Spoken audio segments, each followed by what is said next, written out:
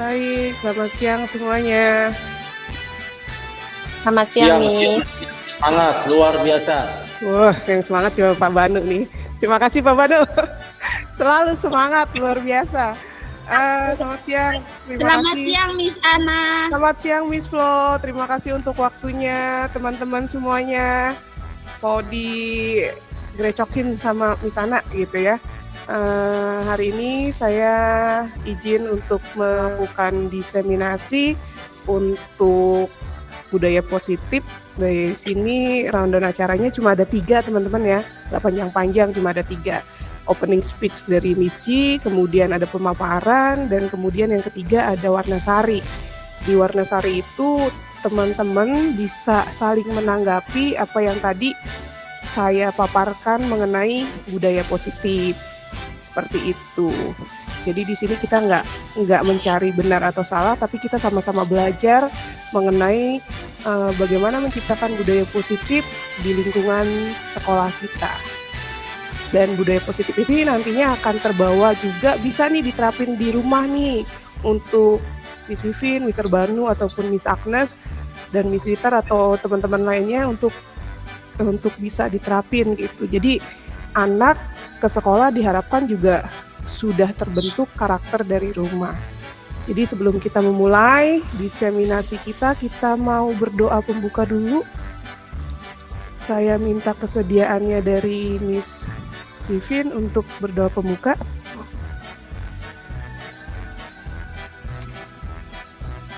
Baik, mari kita bersatu berdoa. Selamat siang Bapak, selamat siang Tuhan Yesus, selamat siang Roh Kudus. Kami mengucap syukur untuk siang hari ini ya Bapak, di mana kami dapat bersua di Jimit pada siang hari ini untuk mengikuti diseminasi kegiatan dan aktivitas yang akan dilakukan oleh Miss Ana. Kiranya kegiatan ini memberikan pengetahuan, memberikan manfaat bagi kami para guru, terutama untuk Miss Ana. Tuhan, Engkau selalu menyertai dan menuntut kami sepanjang hari ini. Terima kasih Tuhan Yesus, kami mengucap syukur. Haleluya. Amin. Amin. Terima kasih Miss Vivin. Selanjutnya saya persilakan Mizi untuk memberikan opening speech-nya. Terima kasih Miss Ana. Salam, selamat siang, Mister sama Miss semuanya. Selamat siang, Semangat, Shalom. Semangat pagi. Pagi, Semangat, luar biasa. Baik, terima kasih.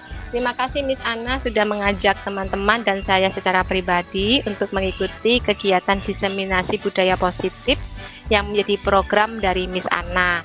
Nah, saya berharap baik saya secara pribadi ataupun teman-teman yang lainnya kita menyimak apa yang ingin Miss Ana sampaikan dan berharap bisa diwujudkan. Kalau tadi Miss Ana sudah sempat sampaikan diwujudkannya di rumah atau di sekolah.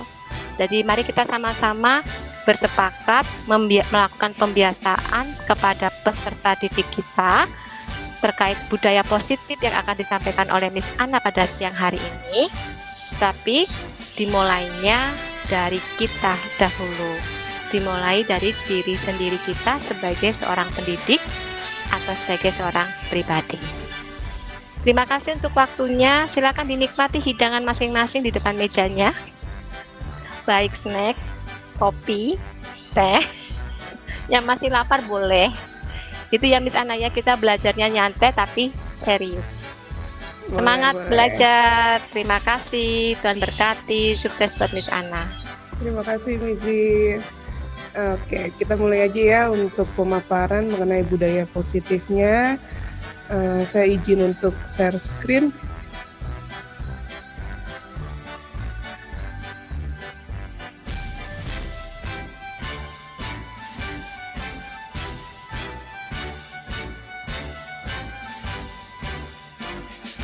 Apakah sudah muncul? Sudah. Aman ya? Sudah muncul ya? Baik, pertama saya ucapkan salam dan bahagia buat kita semua, dan semoga kita dalam keadaan sehat-sehat semua ya teman-teman, dan masih semangat walaupun di tengah intensitas pekerjaan yang meningkat gitu, tapi kita masih bisa menyempatkan waktu untuk bersama-sama berbagi pengetahuan mengenai budaya positif.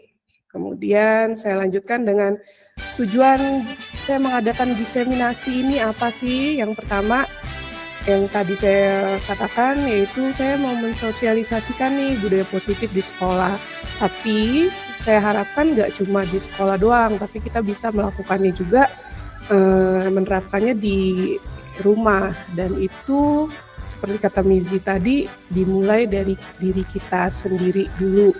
Yang kedua, saya melakukan diseminasi ini untuk memenuhi tugas dalam program pendidikan guru penggerak angkatan 10 mengenai budaya positif yang ada di modul 1.4.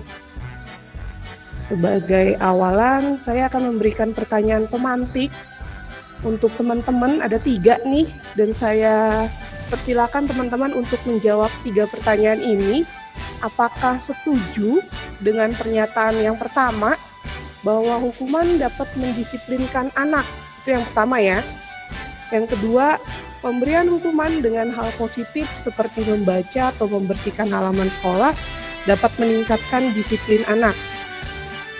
Kemudian yang ketiga, memberi penghargaan dapat meningkatkan motivasi belajar anak. Jadi jawabannya dalam satu rangkaian ya, jangan diputus 1 setuju, 2 setuju, enggak, langsung aja. Misalkan 1 setuju, 2, 3 setuju, atau 3 setuju, langsung diklik.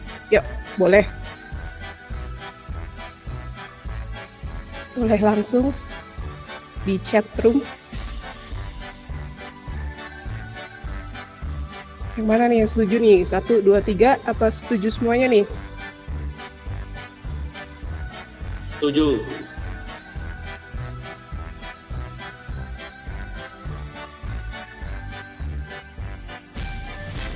Mr. Indra memberikan jawaban setuju.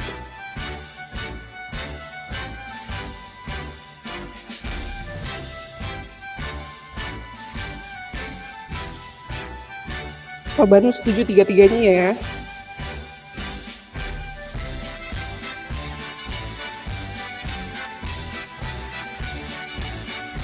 Isla setuju, coba setuju. Ada yang berbeda, setuju nih berarti ketiganya nih ya.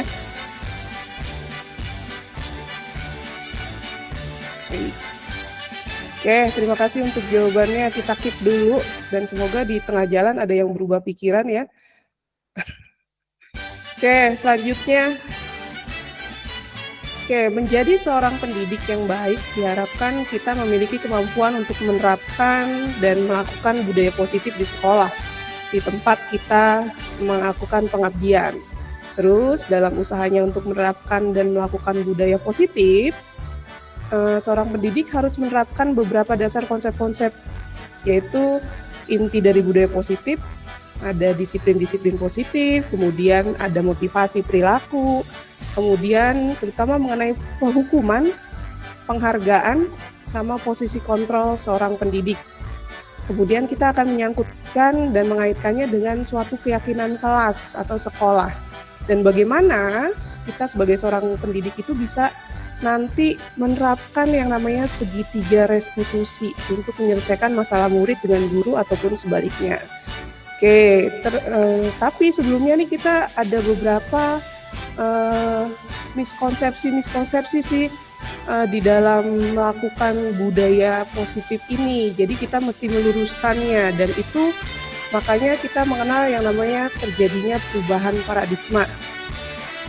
Oke, kita lakukan games dulu terlebih dahulu. Silakan teman-teman ambil secari kertas secara kecil aja nih. Kertasnya kecil, ambil. Kemudian ditulisin di dalam kertasnya itu sesuatu yang sangat berharga buat kalian.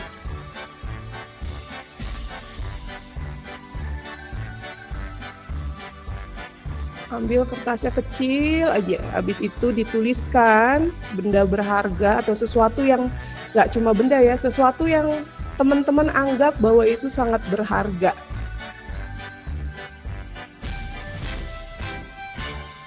Udah, dapat? Kalau udah dapat kertasnya boleh apa ya namanya? Digenggam, diremek, di apa sih namanya? Diremas, kemudian digenggam, masukkan ke kepalan seperti tangan ini gitu ya, yang kencang-kencang gitu. Buatlah sebuah kepalan dengan sekuat tenaga. Ingat ya, itu barang berharga teman-teman ya, sangat berharga gitu. Jadi dikepal.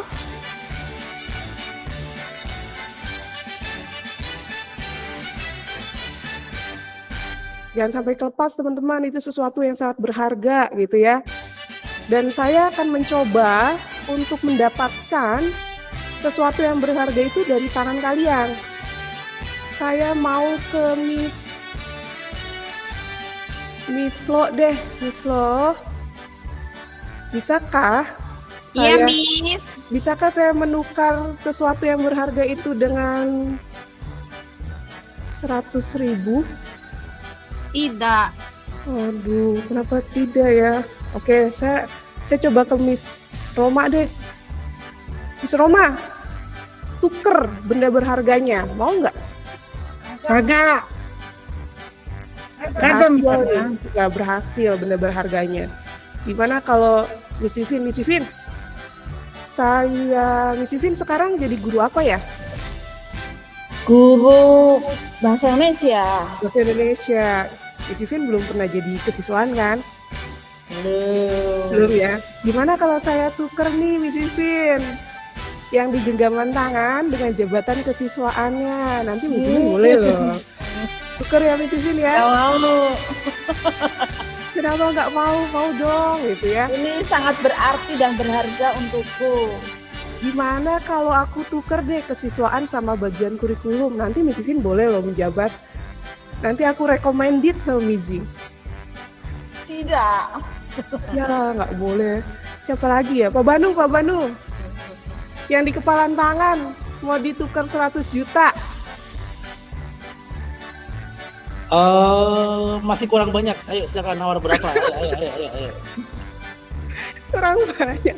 Yakin mau ditukar kalau misalkan lebih dari 100 juta? Kayaknya tidak bisa ternilai dengan uang. Oke. Jadi teman-teman ya, bisa dilihat ya dari permainan tadi, maksudnya apa sih? Maksudnya bahwa permainan itu tuh yang tadi ini mengajarkan kita gitu kan, bahwa yang punya kendali buat diri kita sendiri itu untuk mengontrol diri kita tuh dari dalam kita gitu kan. Bujukan nggak bisa gitu, terus merayu juga nggak bisa. Terus tadi saya mengancam atau menghardik dengan kalimat seperti yang saya sampaikan ke Miss Roma juga nggak bisa gitu kan. Itu artinya bahwa sesuatu yang sifatnya positif itu harus berasal dari dalam diri kita sendiri gitu kan, motivasi dari dalam kita. Walaupun kita dibujuk apapun, kalau kitanya kuat, memegang teguh, lingkungan tidak akan bisa merubah kita. Itu sih makanya yang kita harus sepakati paradigma ini gitu kan. Nah, di sini ada penjelasan mengenai tadi adalah bahwa kesadaran akan paradigma yang ada sangat penting untuk menyadari bahwa pendekatan stimulus respon cenderung melihat perilaku seseorang sebagai reaksi langsung terhadap rangsangan eksternal.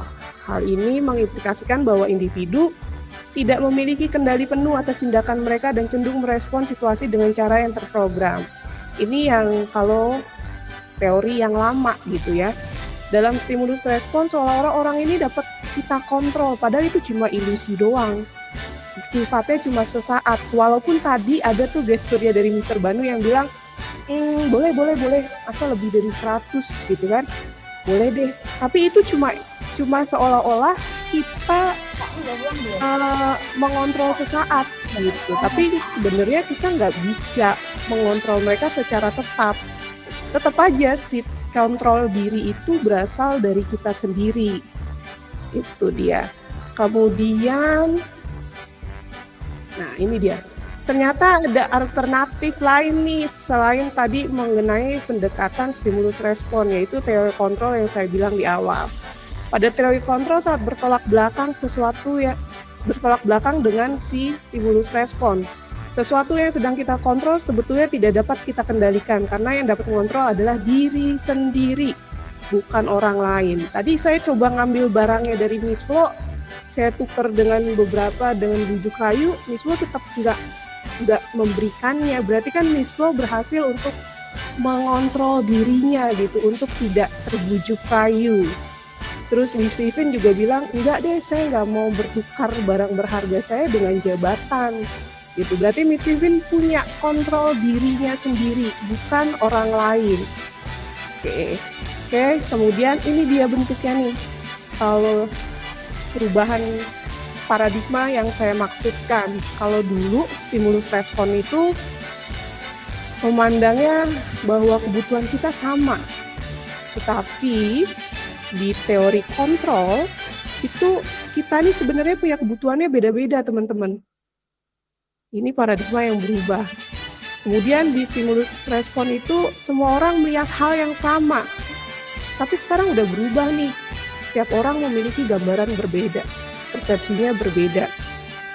Kemudian yang ketiga, kita mencoba mengubah orang agar berpandangan sama dengan kita. Tetapi di teori kontrol, kita berusaha memahami pandangan orang lain tentang dunia. Kita coba memahami, bukan kita mencoba mengubah. Kemudian ada lagi, perilaku buruk dilihat sebagai suatu kesalahan. Tapi di teori kontrol, semua perilaku, even itu buruk, pasti punya tujuan, memiliki tujuannya. Dan ada lagi yang bilang bahwa orang lain bisa mengontrol saya. Di teori kontrol, hanya kita yang bisa mengontrol diri kita sendiri. Kemudian ada juga yang mengatakan bahwa saya bisa mengontrol orang lain, padahal di teori kontrol tuh Anda tidak bisa mengontrol orang lain. Kayak saya nggak berhasil nih mendapatkan barang berharga dari Miss Roma ataupun Miss Vivin ataupun Miss Flo gitu ya, atau teman-teman yang lain yang tadi melakukan permainan tadi. Saya nggak bisa mendapatkan itu karena mereka mengontrol dirinya gitu. Mereka nggak mau disogok, mereka nggak mau disuap, mereka nggak mau dibujuk. Artinya hanya diri kita sendiri yang bisa mengontrol kita gitu batasannya. Kemudian di teori stimulus respon yang berikutnya ada yang mengatakan juga bahwa pemaksaan ada pada saat bujukan gagal. Tadi saya coba nih, udah ke Miss Flo gagal ya bujukan, saya paksa Miss Roma gitu ya. Dengan kalimat yang lumayan gitu, ternyata nggak bisa juga. Di teori kontrol tuh kolaborasi dan konsensus menciptakan pilihan-pilihan baru. Jadi di teori kontrol tuh ada namanya kolaborasi dan konsensus untuk gimana sih agar tercipta pilihan-pilihan baru. Dan yang terakhir, stimulus respon dulu model berpikirnya adalah kalau nggak menang ya kalah. Tapi kalau di teori kontrol ya ada mikirnya menang atau kalah ya. Tapi gimana berpikirnya menang-menang. Artinya kita punya win-win solution di sana. Itu mengenai perubahan paradigma, dan tentu saja perubahan paradigma ini nanti akan didukung dengan pelaksanaan-pelaksanaan atau sikap-sikap yang menunjukkan profil pelajar Pancasila dan nilai-nilai kebajikan di dalamnya. Nilai-nilai kebajikan tuh nilai-nilai kebaikan yang sifatnya universal gitu ya, yang jujur, kemudian taat, kemudian semua nilai-nilai kebajikan atau nilai-nilai kebaikan yang sifatnya universal.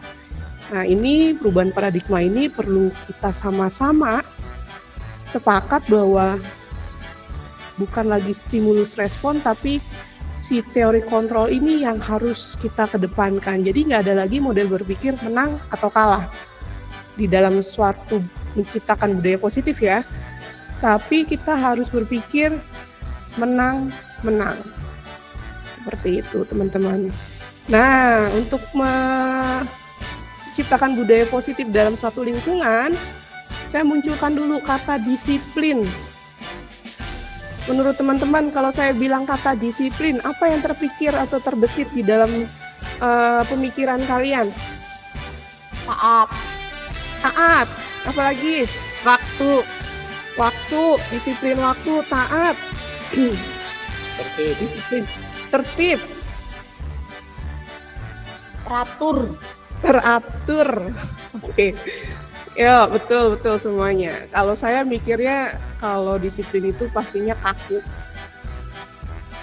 kaku terus saklek kan. Benar, disiplin saklek. Padahal ternyata saya juga baru tahu nih pengertian disiplin tuh nggak gitu, Miss Ivin. Saya baru belajar nih di sini ya. Tapi semuanya benar nih. Yang dipikirin teman-teman sama nih di pikiran saya. Tapi ternyata pengertian disiplin tuh tidak seperti yang kita bayangkan. Menurut ahlinya, nih ya, seringkali ya, tadi ya yang disebutin udah muncul semua nih. Disiplin itu dikaitin sama yang atur, tertib, patuh gitu ya. Kemudian hubungannya sama hukuman atau sanksi. Kan gak jauh-jauh ya kalau disiplin tuh ya. Hubungannya pasti kamu gak tertib, kamu gak teratur, kamu gak patuh. Pasti nanti hukumannya ini ya, sanksinya ini ya. Ternyata menurut ahlinya si Diana Gosen ini dalam bukunya Restructuring School Discipline, dia mengatakan bahwa disiplin itu bahasa latinnya disciplina, artinya belajar. Kata disiplin juga berasal dari akar kata yang sama dengan disiple atau artinya murid atau pengikut. Ya kan? Jadi artinya itu, untuk menjadi seorang murid atau pengikut, seseorang harus paham betul alasan mereka mengikuti suatu ajaran, sehingga motivasi terbangun adalah motivasi intrinsik atau motivasi yang berasal dari dirinya.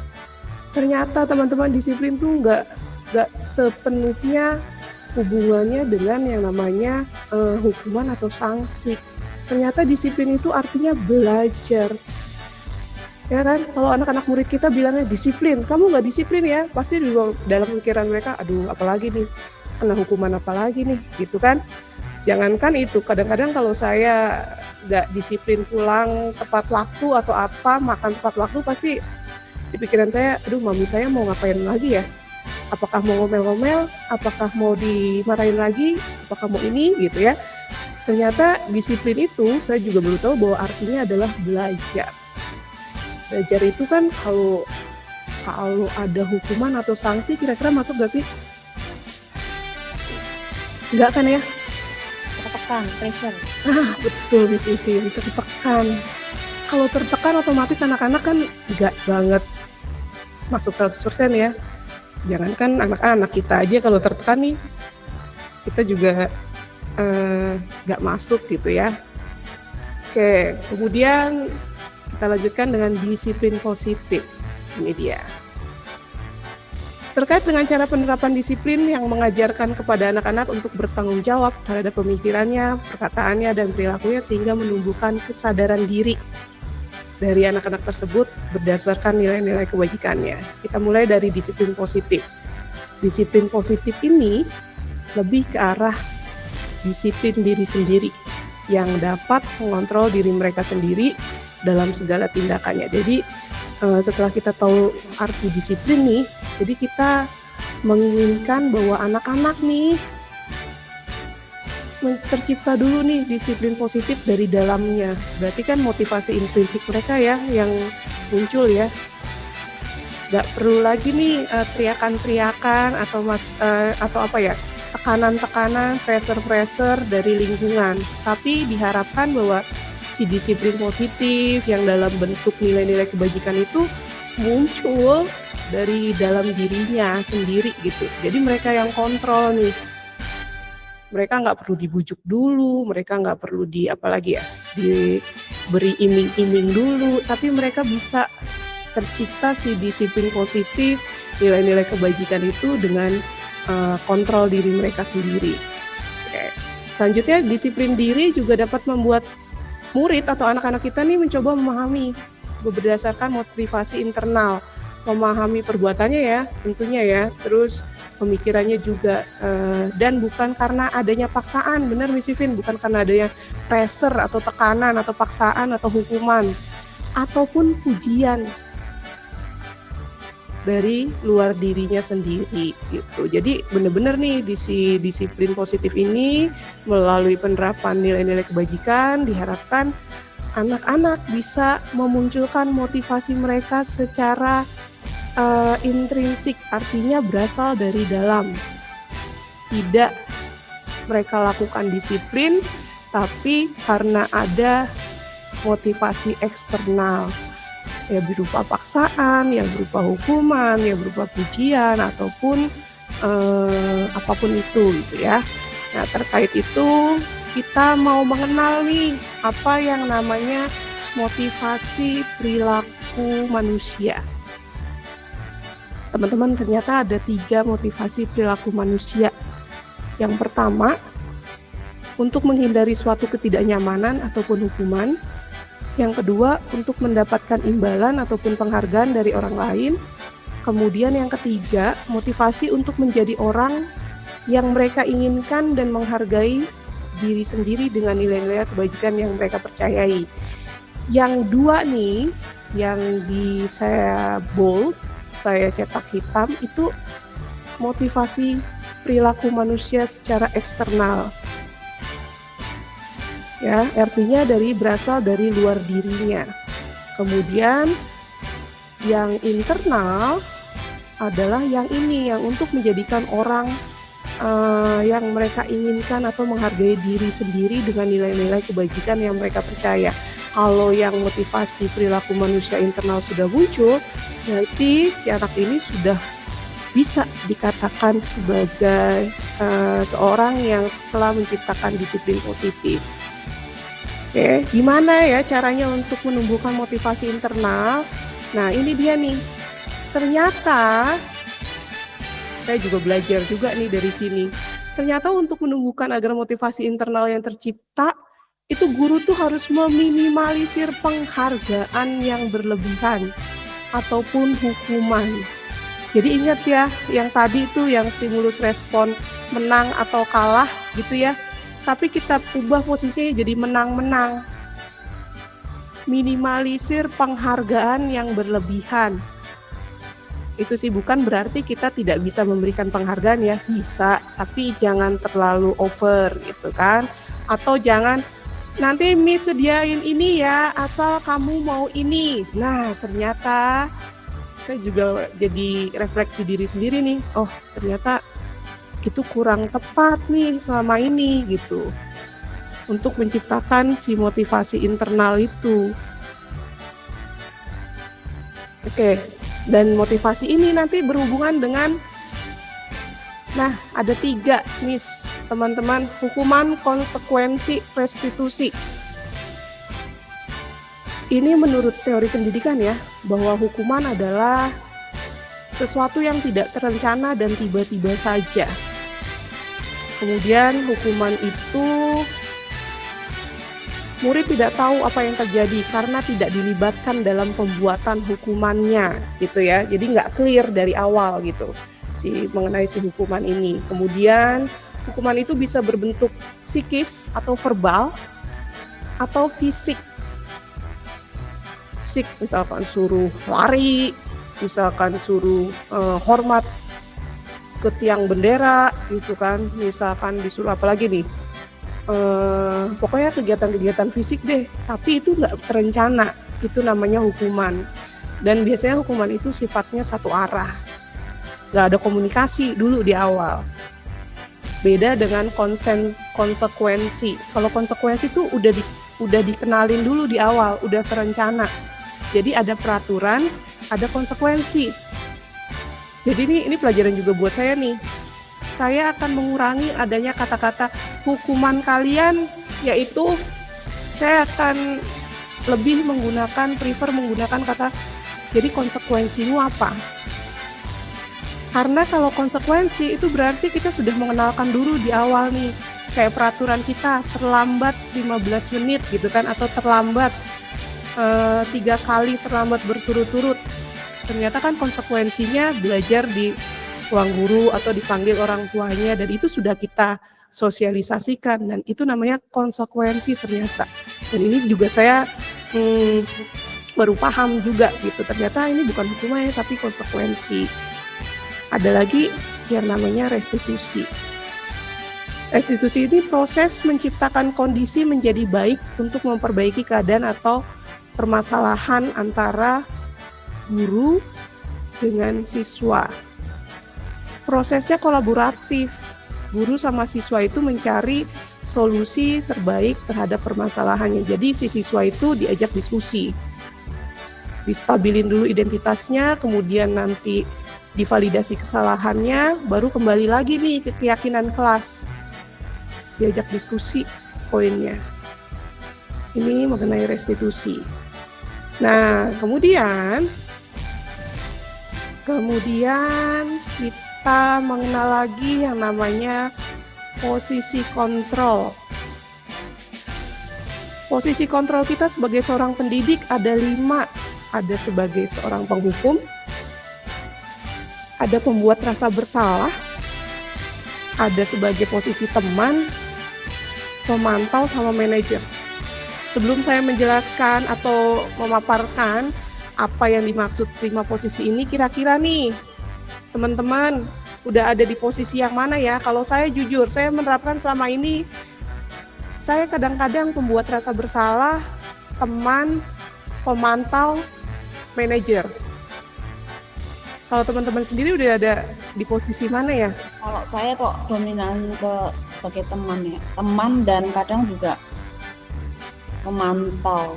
Pemantau, oke. Kalau kemudian lihat situasinya sudah dipantau, terus oke, kita jadikan teman dulu. Gitu. Terima kasih Miss Ivin. Ada yang lain? Kira-kira posisinya teman-teman di posisi mana nih?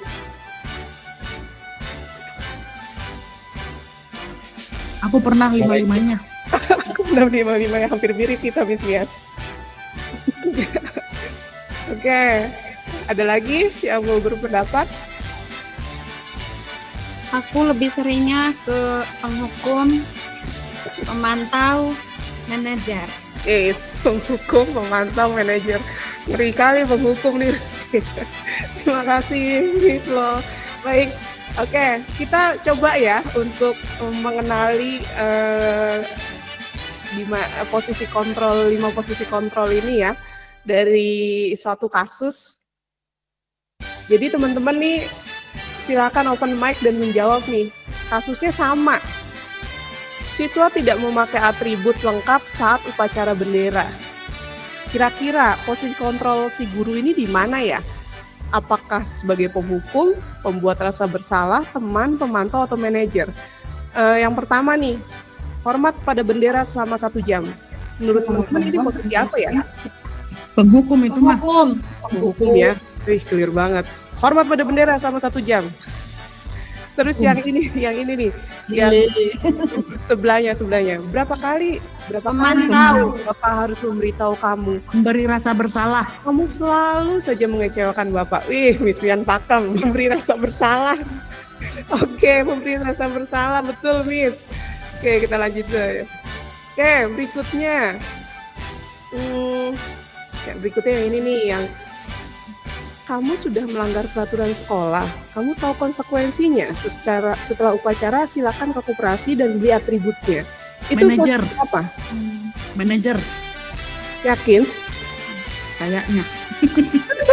Kata silahkan ke koperasi dan beli atribut. Kalau nggak temen. Kamu tahu konsekuensinya. Teman dekat. Temen. Coba dibandingkan dengan berarti sebelahnya. Coba ini. dibandingin dengan sebelahnya. Nah, kalau ayo Oh, dong iya, itu iya. teman. Kalau ayo Berarti dong, itu benar manajer kayaknya. ikuti aturan sekolah, tolong Teman. bantu ibu atau bapak teman, sekali Miss. saja. Yang ayo dong temen ya, betul. Iya. Nah, sekarang kita bandingin sama yang terakhir nih. Tadi belum terjawab ya, yang kamu sudah melanggar peraturan sekolah. Kamu tahu konsekuensinya? Sama Tadi yang aku ini satu nih, lagi. Manajer. yang ini nih. Apakah kamu tahu kesalahanmu? Kira-kira bagaimana kamu Memantau. memperbaiki kesalahanmu? Mandor. Manajer. Memantau. Yang mana yang pemantau? Wah, Yang Apakah oh ini manajer. Yang hijau manajer. yang hijau Yang tadi manajer. berarti pemantau. apakah kamu sudah melanggar peraturan sekolah? Soalnya kan kamu sudah melanggar peraturan sekolah, berarti dia udah lihat, udah mantau. Sudah dia. memantau. Kalau ini apakah kamu tahu kesalahanmu manajer? Oke, So betul. bijak soalnya. Jadi manajer ya. Iya. Oke, betul. Kalau bener ya. Betul sekali teman-teman. Kalau hormat pada bendera ini selama 1 jam ini penghukum, gitu ya. Kemudian dari berapa kali Bapak harus memberitahu kamu selalu saja mengecewakan Bapak. Mengecewakan Bapak. Ini nih pembuat rasa bersalah nih. Kadang-kadang saya keceplosan juga di dalam kelas. Jujur ya, saya. Kamu ke sekolah begitu. Kamu nggak sedih mamamu melihat kamu begitu? Begitu. Sama Saya misalnya. sering. Saya Apalagi sama kelas 4 tuh. Odi, kenapa kamu nggak taat? Kamu nggak kasihan sama papamu? Nah, ternyata kita salah, Miss Flo. Nggak boleh ternyata seperti itu. Itu pembuat rasa bersalah. Kadang-kadang itu memunculkan dalam diri mereka bahwa emang aku segitu nggak berharganya ya. Apalagi untuk anak-anak Gen Z gitu ya, yang strawberry apa ya istilahnya di luarnya terlihat bagus tapi mental health kan sekarang kan.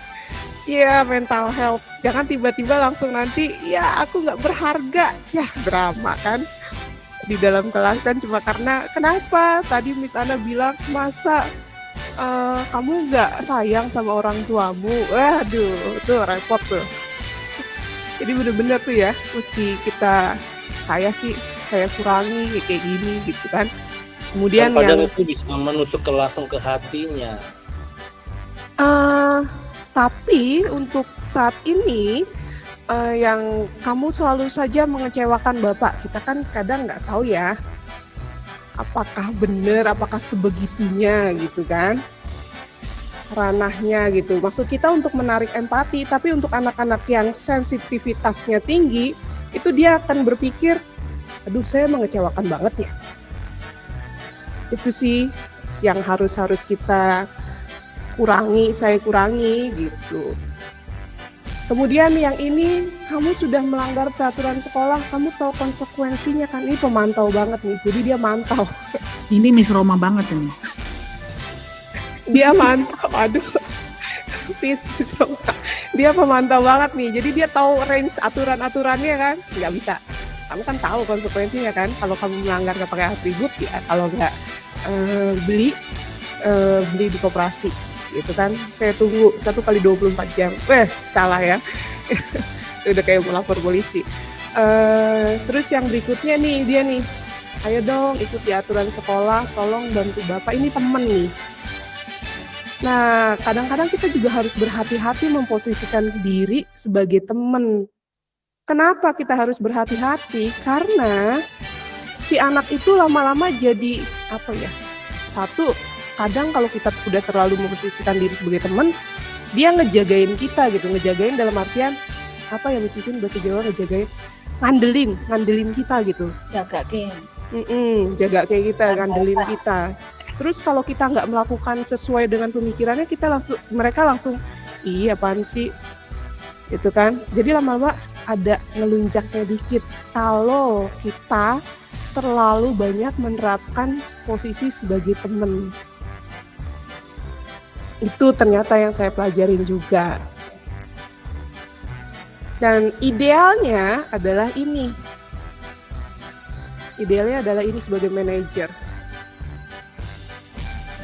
Jadi diajak diskusi mengenai kesalahannya apa, terus dia bisa berpikir atau berpendapat, kemudian dia bisa menyadari dirinya bahwa oh iya kesalahan saya ini.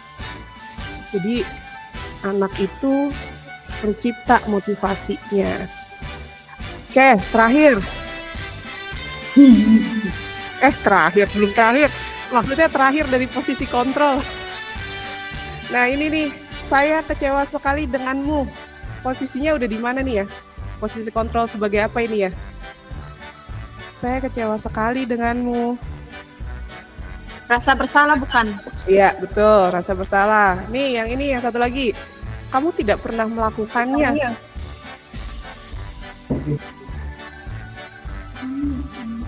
Kamu tidak pernah melakukannya. Pemantau.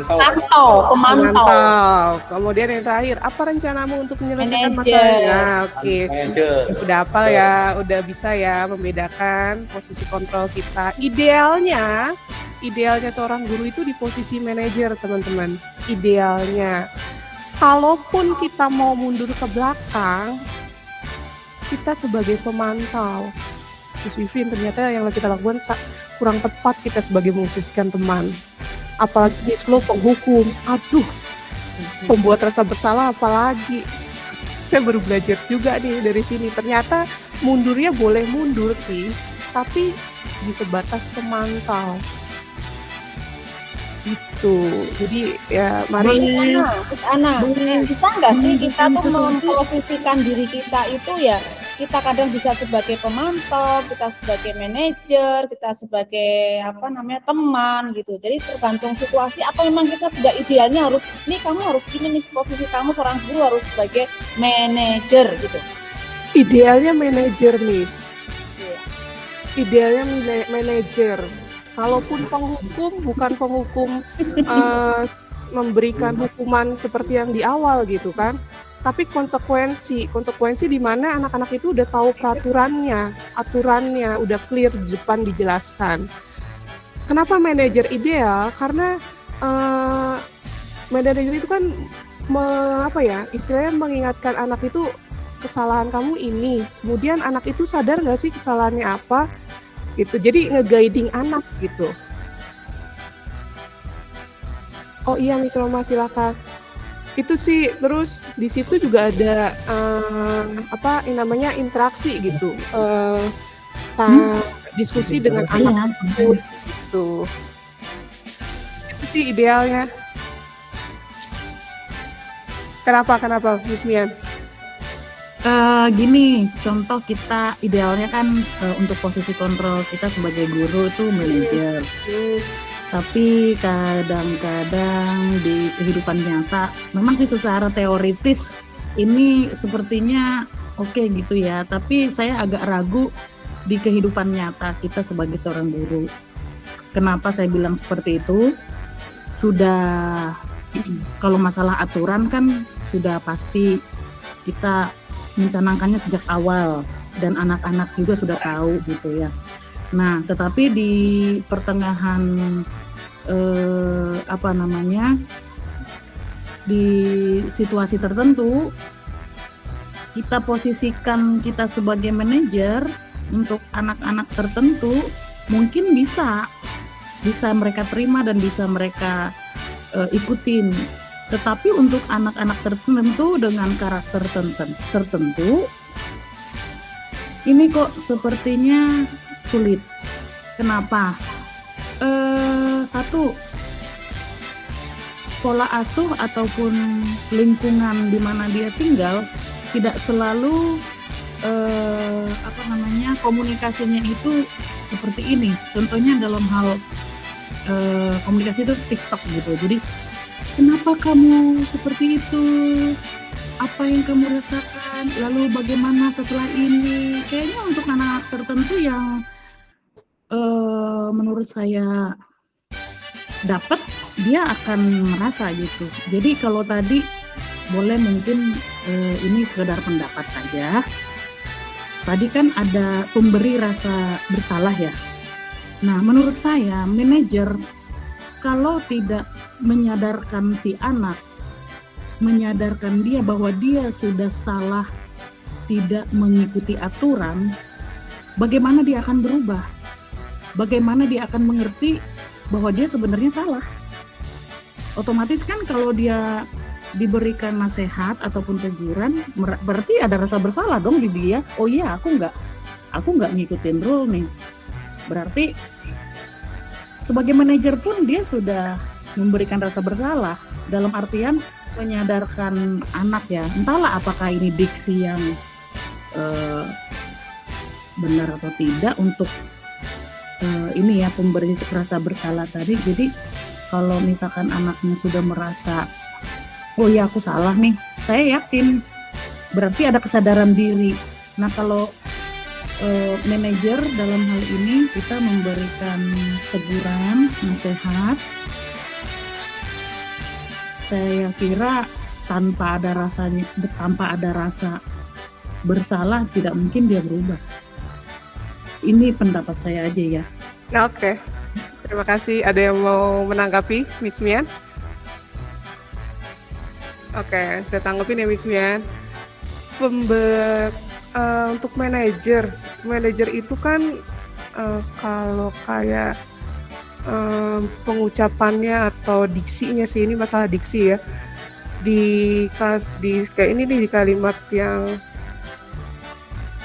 apakah kamu tahu kesalahanmu? Ini nih sebenarnya secara nggak langsung mereka sudah melakukan yang namanya memvalidasi identitas.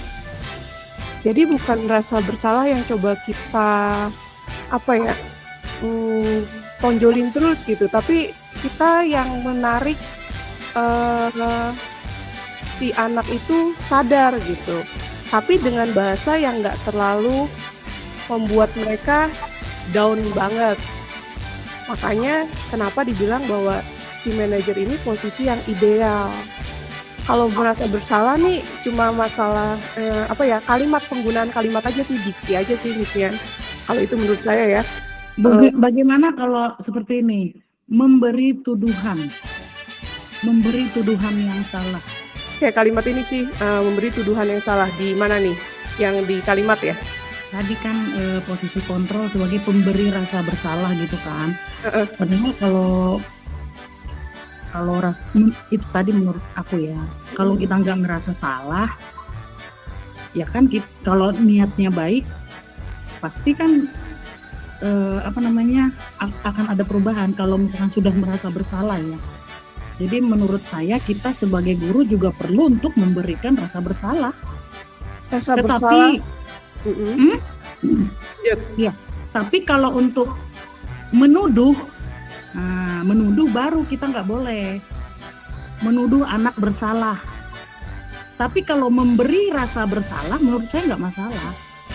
Nah, masalahnya kita kan nggak tahu sebatas mana anak itu bisa mengasumsikan hal itu gitu ya.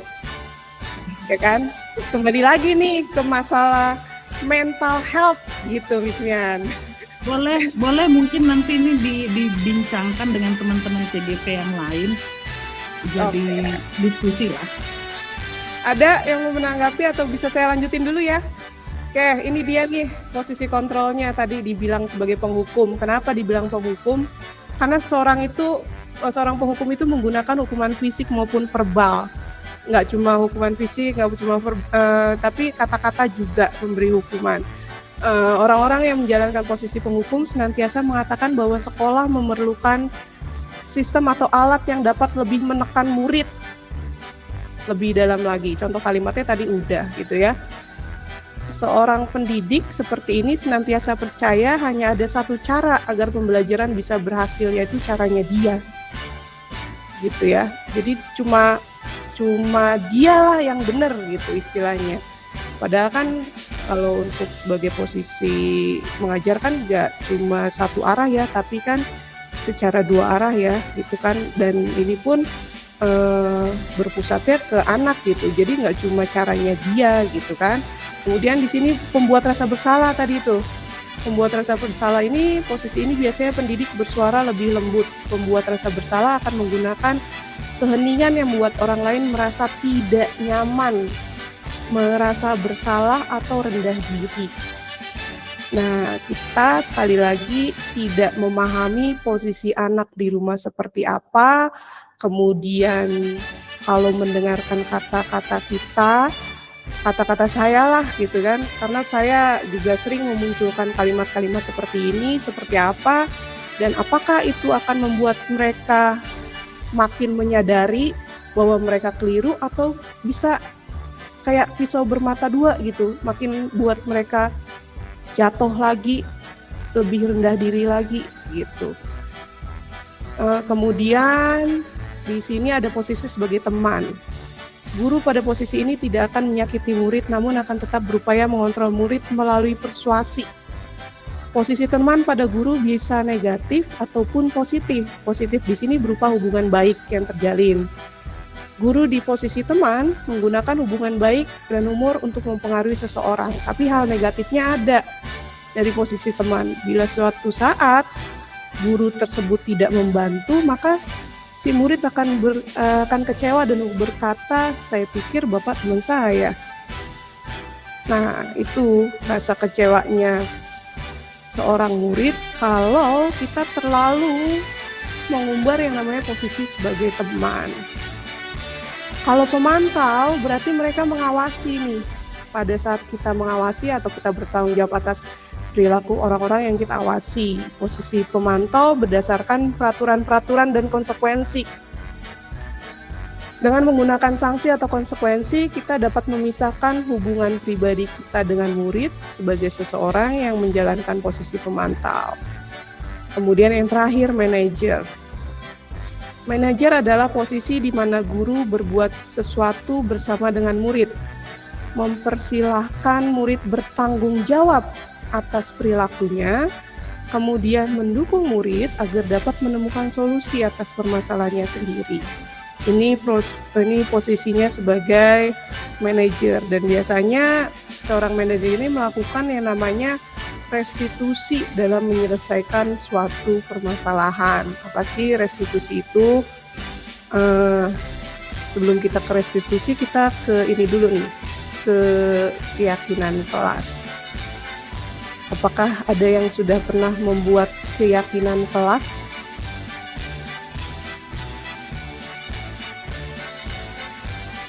Keyakinan kelas?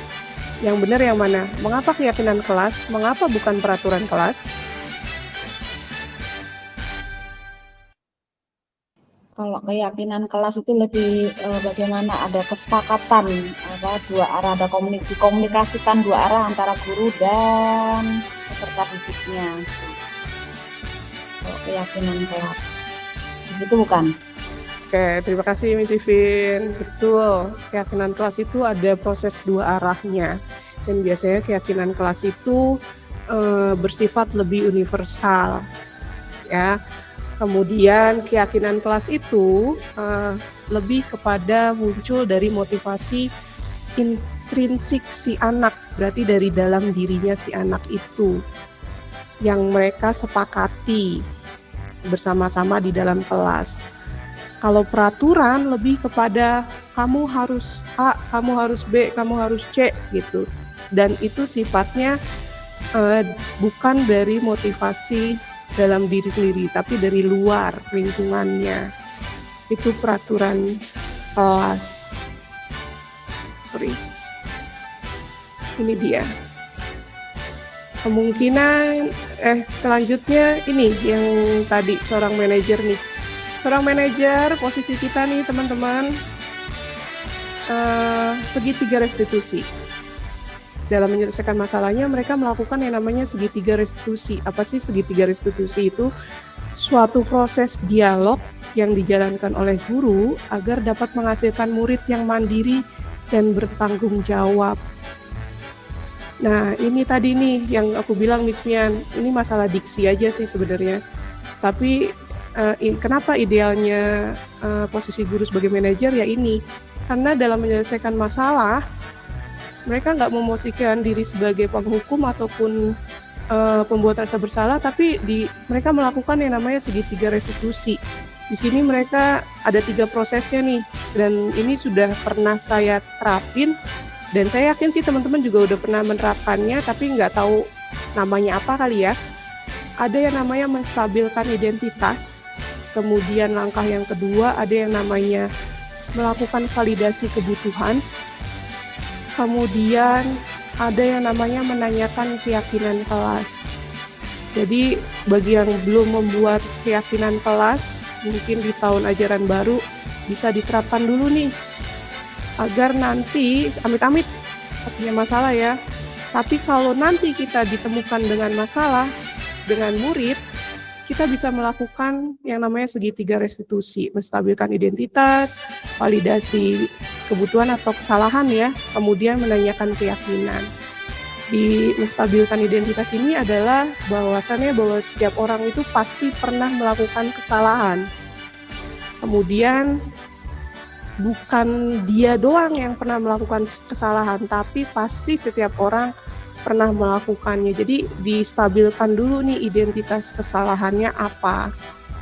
Itu apakah dia sadar bahwa dia melakukan kesalahan? Nah, ini distabilkan identitas. Kemudian divalidasi kesalahan. Di sini baru deh kita mulai berdialog. Alasannya kenapa melakukannya? Kemudian ada nggak cara yang lebih efektif yang kamu butuhkan untuk menyelesaikan masalahnya. Kemudian masuk lagi ke menanyakan keyakinan kelas. Kira-kira kamu nilai-nilai apa yang telah kamu sepakati? Kemudian kamu ingin menjadi orang seperti apa? Kemudian keyakinan kelas mana yang sudah kamu langgar? Kemudian baru ditarik kesimpulannya atau terakhirnya, maukah kamu merubah kesalahan kamu? Nah, itu dia menanyakan keyakinannya kembali. Nah, ini segitiga restitusi ini diharapkan bisa kita terapkan bersama-sama sih teman-teman. Saya juga baru lagi mempelajarinya dan mendalaminya. Mungkin tanpa kita tahu, kita memang sudah menerapkan ini gitu ya. Tapi mungkin kita nggak tahu apa namanya. Dan yang sebagai penutup, nah ini dia penutupnya. Dalam penerapan program budaya positif, hendaknya guru memiliki standar kepribadian profesional dan sosial yang baik, di mana guru mampu merefleksikan dirinya dalam posisi kontrol saat ini. Guru harus mampu menjadi penuntun terhadap muridnya yang tercipta dengan kodrat alam dan zamannya, dengan memposisikan dirinya sebagai seorang manajer, sehingga diharapkan terbentuklah murid yang mandiri, merdeka, dan bertanggung jawab. Terakhir kita masuk ke Warnasari, bisa berupa tanggapan, refleksi atas sharing diseminasi budaya positif yang kita sudah dapatkan hari ini. Boleh ada satu orang yang mau melakukan refleksi. Ada 4P nih, fakta, kemudian perasaannya bagaimana, penerapannya ke depannya seperti apa. Memberi tanggapan mengenai hari ini, mengenai budaya positif. Izin Miss Ana. Ya, Mizi. Ya, ingin memberikan tanggapan atau refleksi ya, terkait apa yang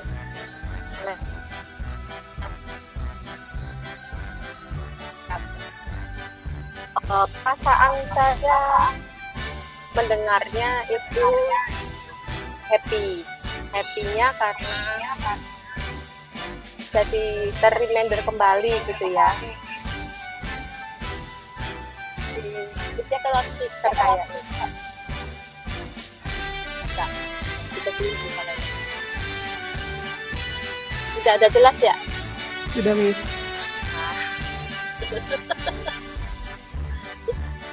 Happy-nya karena saya jadi tahu secara teoritis. Saya sepakat dengan anak tadi bahwa mengatakan mungkin kita sudah sering kali melakukan, tapi untuk bahwa ini loh yang namanya tadi fakta, tiga sudut tadi itu seperti ini.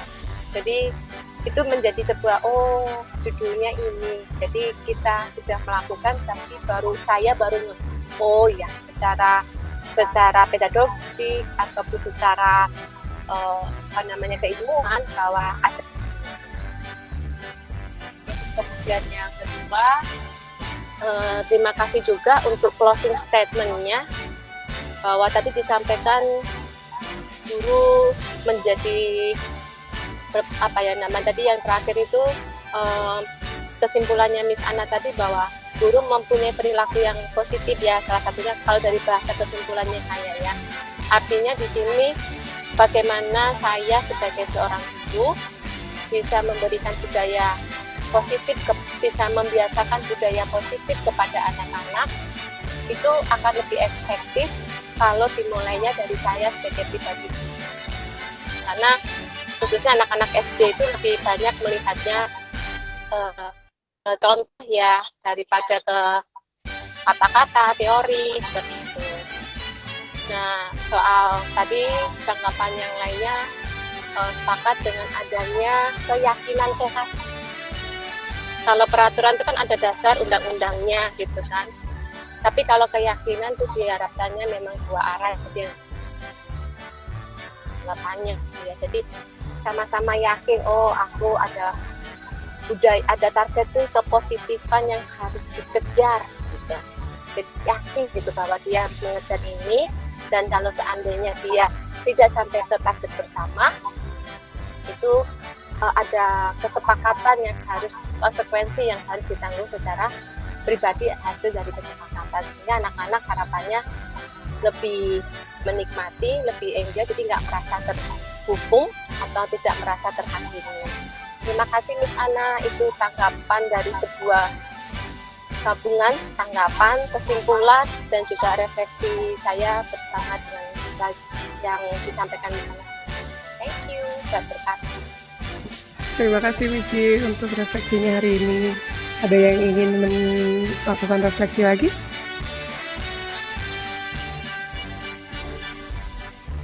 Baik, kalau sudah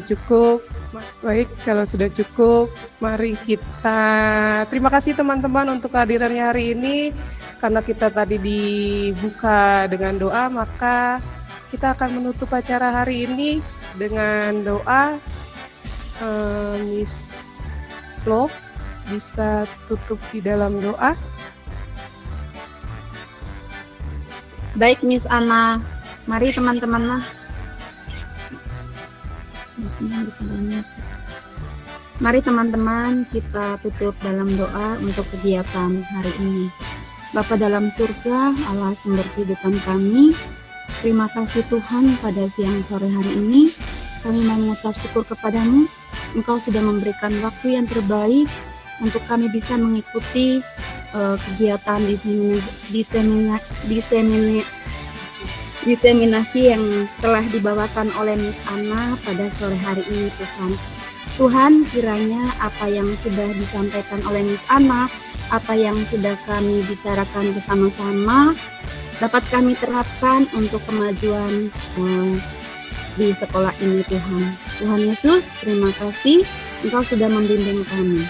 Dalam nama Tuhan Yesus, haleluya, amin.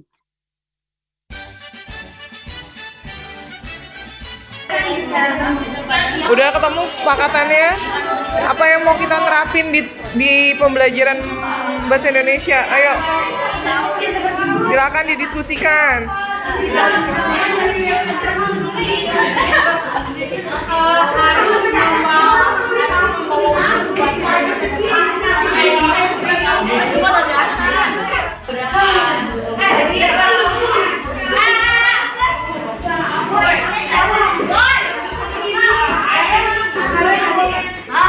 Di tahun ajaran yang akan datang, yuk silakan diskusikan. Menurut kalian, menurut kelompok kalian, kesepakatan kelas seperti apa? Boleh turun rembuk ide.